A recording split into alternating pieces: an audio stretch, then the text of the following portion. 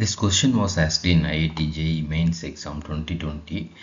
So basically this is related to the chemical equilibrium, and in the figure shown below, reactant A represented by the square in this figure is an equilibrium with product B, right, which is represented in circle C. Circle, basically the circle, right, product, and the equilibrium constant is what?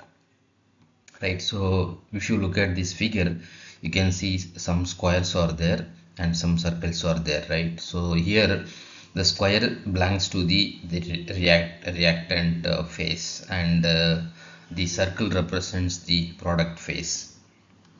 So that means the square represents the concentration of, if you count the squares, and that will give us the concentration of the reactant, and the circle if you count the circles, that will give us the concentration of the product, right? So what will happen? So we know that the equilibrium constant, how you write?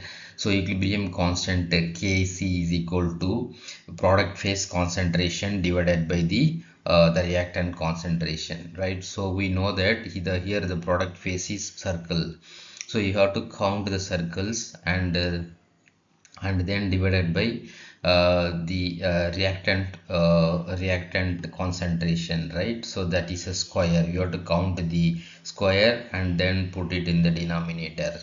In the numerator you should put this number of circles, and in the denominator you have to put the number of square. So this ratio will give us the equilibrium constant. So if you count this the product phase concentration, that is the circle, it is 11, right? 1 2 3 4 5 6 7 8 9 10 11. So that is 11 given here. And if you count the reactant phase, that is A, so we have 6, that is 1 2 3 4 5 6, therefore 6 in the denominator. Therefore Kc is equal to 11 by 6. So if you take this ratio, it is 1.833, right? So what we'll do is we will approximate 1.88 into 2, right? So then therefore Kc is equal to 2. So the right answer in the option is D, that is 2, right? So this is D is the right answer for this question.